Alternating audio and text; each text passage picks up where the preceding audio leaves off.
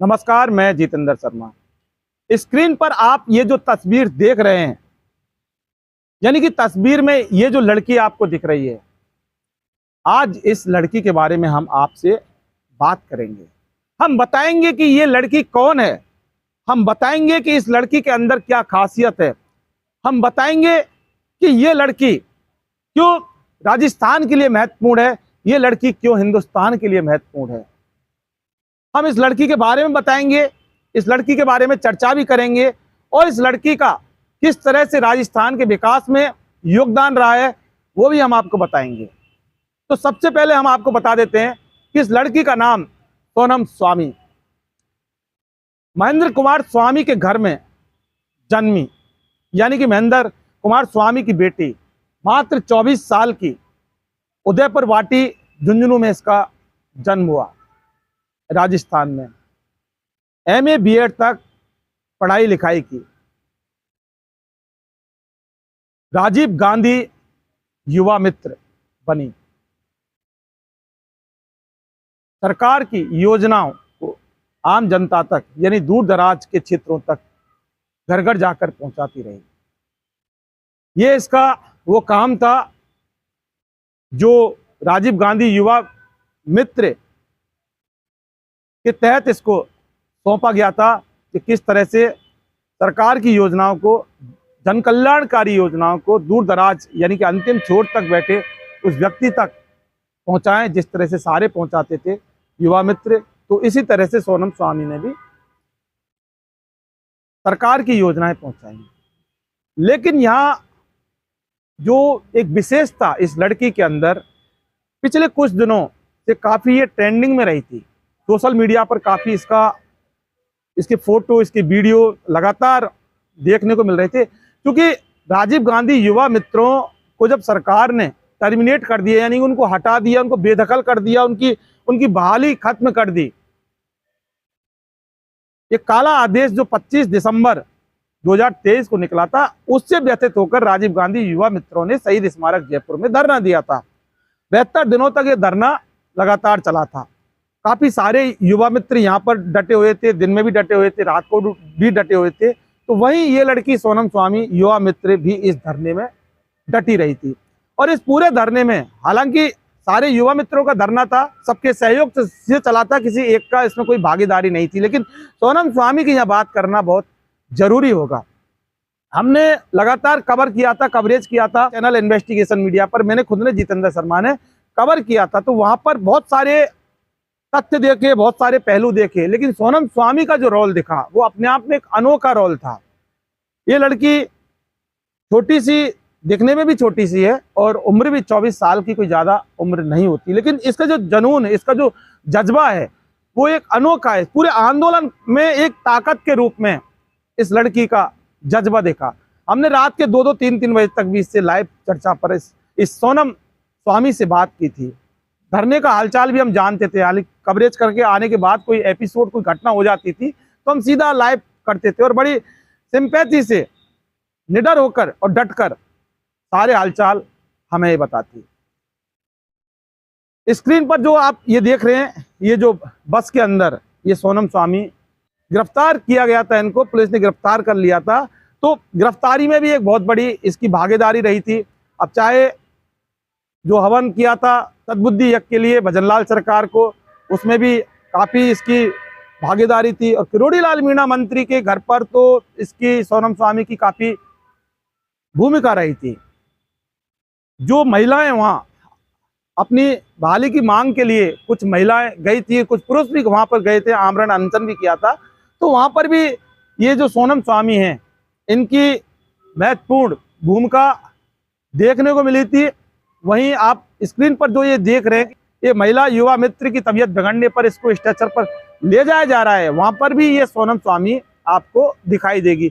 यहां से लेकर इन्होंने, सोनम ने एम्बुलेंस और एम्बुलेंस के बाद अस्पताल तक में भी अपनी एक सक्रिय भूमिका निभाई। हालांकि मैं आपको बार बार ये कहना चाह रहा हूं कि यहाँ पर सारे ही युवा मित्रों का साथ, सारे युवा मित्रों के साथ रहा, यानी सबका साथ सबका विकास, इस तरह से जो कहावत है, इसमें किसी अकेले की भूमिका नहीं है। अब यहाँ सोनम स्वामी के साथ और भी युवा मित्र है, लेकिन सोनम स्वामी की बात यहाँ पर की जा रही है तो सिर्फ यहाँ सोनम स्वामी की ही बात मैं आपको करूंगा। और अस्पताल में किस तरह से लगातार अपनी जो जितनी भी बहन युवा मित्र हैं उनकी तबीयत खराब होती थी, तो फिर सोनम स्वामी प्रमुखता से उनका साथ देती थी। इसके अलावा चाहे वो कैंडल का मामला हो, कैंडल जलाने का हो, या खून से लिखने का जो पोस्टर का जो मामला है, ये तो एक अपने आप में एक बहुत बड़ा विचित्र मामला था कि जिस दिन युवा मित्रों ने अपने खून से भजनलाल शर्मा सरकार को और मंत्रियों को जो लेटर लिखे थे, उसी दिन इस महिला युवा मित्र सोनम स्वामी ने अपना शरीर से अपना खून निकालकर भजनलाल शर्मा सरकार का, यानी कि मुख्यमंत्री भजनलाल शर्मा का, यानी कि सीएम भजनलाल शर्मा का चित्र बनाया, पोस्टर बनाया। और ये पोस्टर काफी वायरल भी हुआ था और काफी चर्चाओं में रहा था। और इस पोस्टर को सोनम स्वामी ने मुख्यमंत्री भजनलाल शर्मा को बाकायदा भेजा था। और इसके पीछे जब हमने इससे बात की थी तो फिर क्या कुछ इन्होंने कहा था, वो आप यहाँ पर आप देखें। सोनम स्वामी, दिमाग में कैसे आया कि खून से इनका चित्र बनाना है? आप चित्रकार हो, वहाँ तक तो ठीक है, समझ में आ गई, लेकिन दिमाग में कैसे आया कि भजनलाल शर्मा मुख्यमंत्री जी का आपको चित्र बनाना है? सभी साथी लेटर लिख रहे थे तो मैंने सोचा कि उनकी तस्वीर बनाते हैं, क्या पता उनको लगे कि ना ये तो लेटर ही लिखते हैं, उनकी तस्वीर बनाते हैं तो उनको क्या पता लगे कि हाँ खून से, अपने खून से बनाया है, तो बहाल कर दे, हमारी तरफ सुने, हमारी आवाज़ सुने, उन तक जाए और पहुँचे, तो इसके जरिए क्या पता वो सुन ले हमारी आवाज़।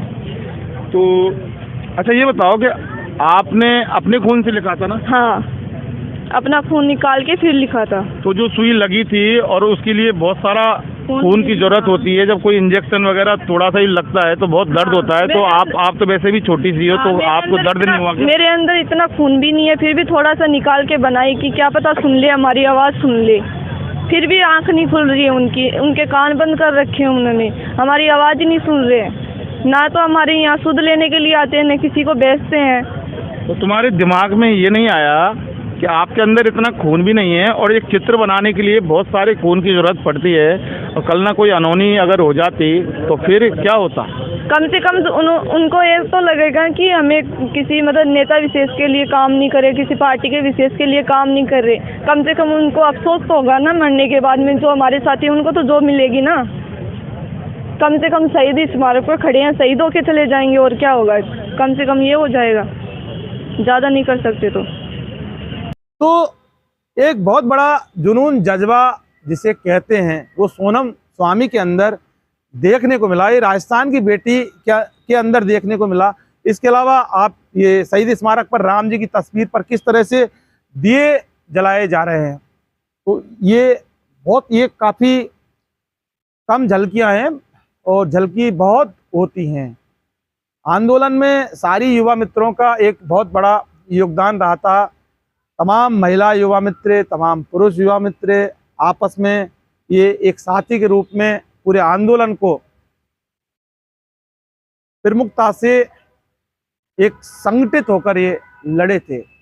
हालांकि इनके आंदोलन को डाउन करने की कोशिश की गई थी, डैमेज करने की कोशिश की गई थी। ये बाकी का बात का विषय, हम इस विषय पर लगातार आपसे बात करते रहते हैं, लेकिन यह राजस्थान की बेटी सोनम स्वामी का वो संघर्ष हमने आपको दिखाया है, जो हमेशा राजस्थान के विकास में इसलिए दर्ज होना भी चाहिए, क्योंकि ये युवा मित्र जब राजस्थान के विकास के लिए सरकार की कल्याणकारी योजनाओं को जनता के सामने लेकर जाती हैं, जनता तक पहुंचाती हैं, और जब इनको बेदखल सरकार ने कर दिया, इनको नौकरी से हटा दिया, तो बहाली के लिए आंदोलन में जब ये डटे थे, तो उसमें ये जो मासूम सी जो लड़की है सोनम स्वामी, इसका किस तरह से योगदान रहा, यहाँ सिर्फ हमारा ये मकसद था दिखाने का।